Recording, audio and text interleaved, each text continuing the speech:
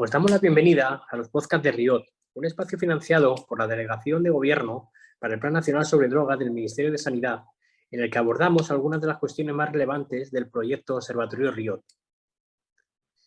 Vamos a conversar con Silverio Espinal, jefe de División Técnica de Corporación Surgir de Colombia y coordinador del informe del Observatorio RIOT del Nodo Andino. Bienvenido, Silverio.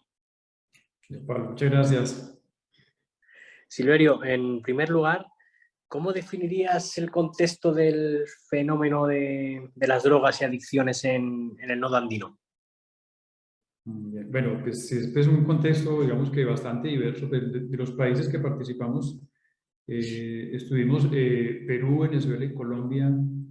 Digamos que hay unos contextos bastante distintos, un poco marcados también como por las condiciones políticas, un poco por la reglamentación y otras cosas. Bueno, digamos que, bueno, que hay unas generalidades en cuanto al tema de los consumos, digamos, más problematizados, por ejemplo, de alcohol, que eso es un factor muy común en los tres países. Y en el caso pues, de sustancias ilegales, pues afectaciones sobre todo pues, por tráfico, mucho más obviamente Colombia y Perú pues, por ser productores pues, principalmente de cocaína.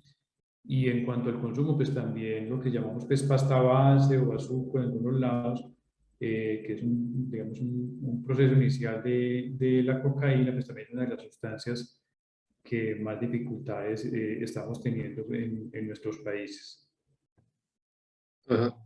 Y desde tu experiencia, Silverio, ¿cuáles son las principales directrices y tendencias que marcan la normativa en esos tres países y qué estrategias y planes de drogas destacarías?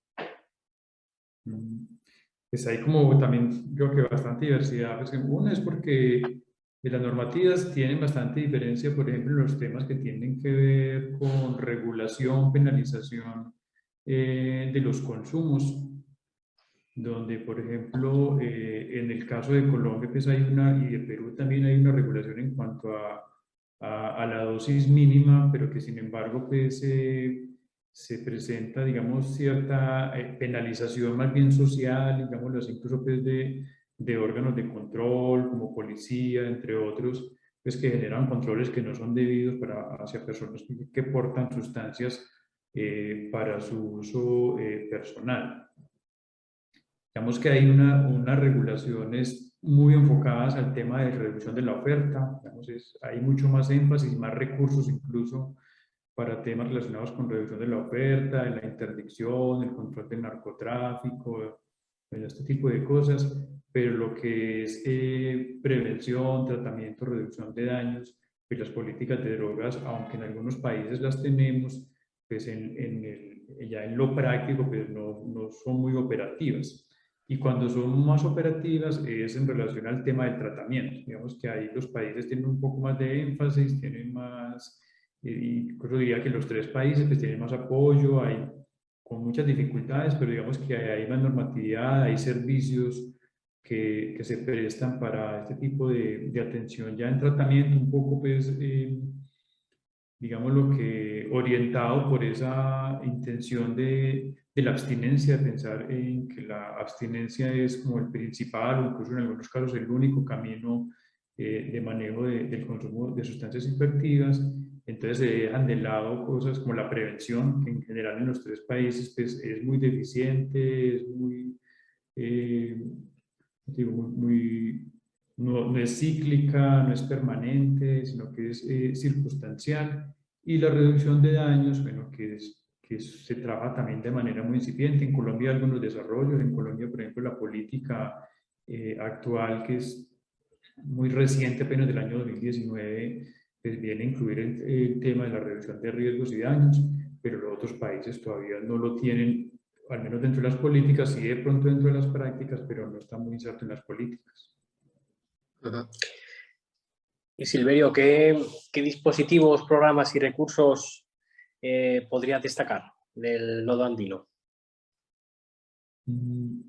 Pues como te decía, bueno, hay los programas de tratamiento, que son los que tienen mayor existencia. digamos que los tres países tienen algún tipo de oferta pública, pues me refiero a, hay oferta privada, pero también hay oferta pública, donde, digamos, el Estado de alguna manera subsidia el ingreso a tratamiento. Obviamente hay unos requisitos y hay unas condiciones que excluyen a muchas personas de asistir a tratamiento. Las personas, el país, digamos, lo que mejores condiciones tiene frente a esto, pues es Colombia, que fue una discusión que tuvimos ahí en cuanto al nodo, pese a las dificultades que como colombianos reconocemos, pero digamos que comparativamente entre los tres países pues tenemos un, digamos, un mejor nivel en el sentido de que en Colombia pues el sistema de salud pública incluye el acceso a tratamiento de sustancias psicoactivas como dentro del plan, lo llamamos pues como el plan de beneficios, incluido como para cualquier otro tipo de enfermedad o trastorno. Y en los otros países pues hay unos servicios, pero bastante pues, más deficientes. Ya en cuanto a servicios, por ejemplo, de reducción de daños, pues la mayoría, muchos de ellos están a cargo de organizaciones de la sociedad civil, los tenemos organizaciones de la sociedad civil, somos los que hemos abanderado el tema pues, en los países, y ya los gobiernos que un poco han empezado a, a trabajar un poco en el tema, sobre todo pues, también en el caso de Colombia. En el caso de Venezuela, por la situación política, es un poco más complicado los temas de reducción de daños, de acceso a tratamiento. Y en los tres países, como lo mencionaba ahora, pues, la conclusión es que el tema de prevención pues, sigue siendo bastante deficiente. Ujú.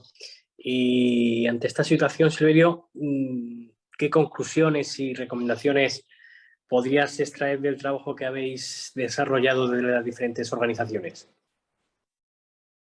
Sí, mira, pues, el ejercicio que hicimos pues, fue unas conclusiones que tienen que ver en cuanto a las políticas públicas, ¿cierto? Digamos, los tomadores de decisiones, hay unas es que nosotros proponemos en temas de poder realmente materializar las políticas. Digamos que tenemos muchas políticas, muchas leyes, pero que a la hora pues, de la verdad no, muchas de ellas pues, no se están implementando efectivamente o tienen muy bajas coberturas. Entonces, de empezar a trabajar en ese sentido, de empezar a legitimar, digamos, también esas normas y políticas que ya existen y que, no, insisto, pues, distan mucho de lo escrito a lo que finalmente se aplica. La necesidad pues, o la recomendación de poder tener presupuestos más generosos tanto para prevención, tratamiento, reducción de riesgos y daños, que en comparación al presupuesto que tenemos para reducción de la oferta. O sea, que necesitamos tener, digamos, mayor equilibrio entre lo que los gobiernos hacen en temas de interdicción del narcotráfico y todo este tema, pero también en reducción de la oferta, es decir, prevención, tratamiento y reducción de daños.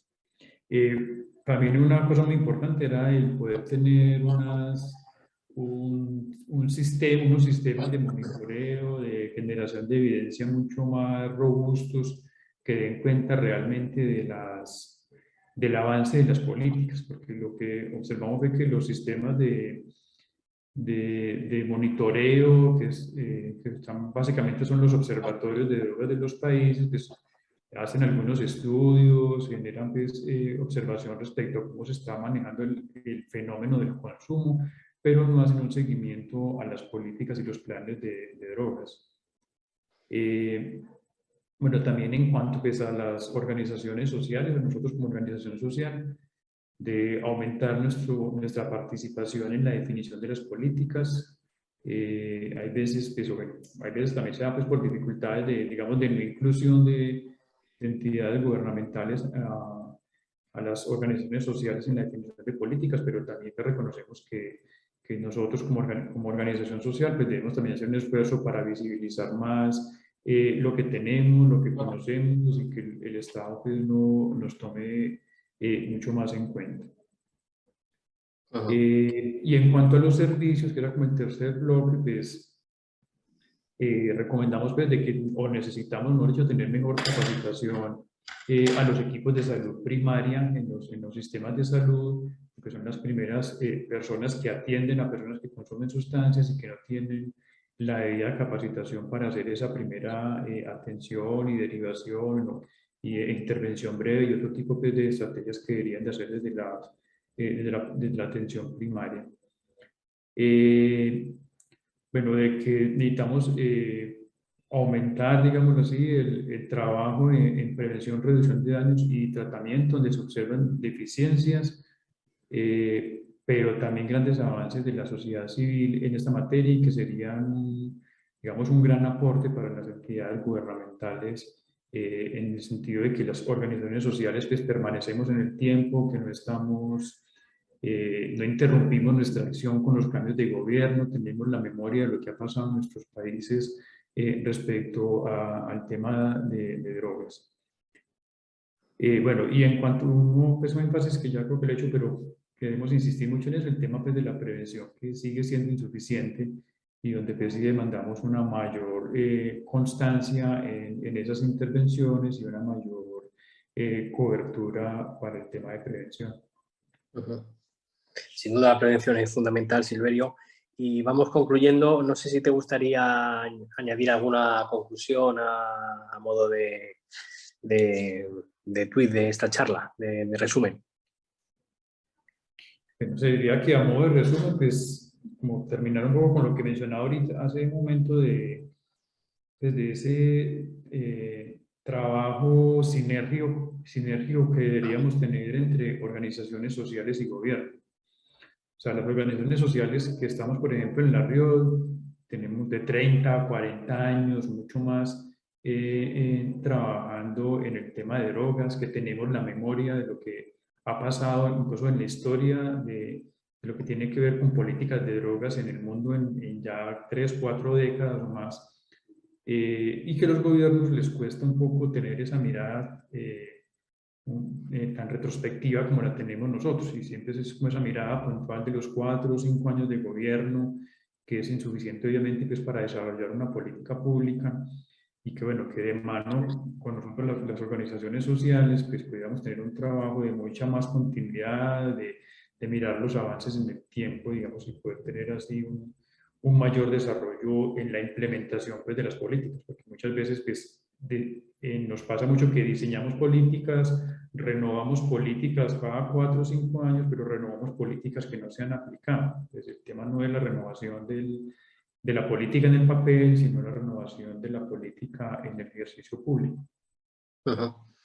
Pues muchísimas gracias, Silverio Espinal, jefe de la División Técnica de Corporación SUGIR de Colombia y coordinador del informe RIOT del Nodo Andino, por acompañarnos en los podcasts de RIOT y trasladarnos esta realidad de estos 3 países de Colombia, Venezuela y Perú. Hasta la próxima. Bueno, muchas gracias.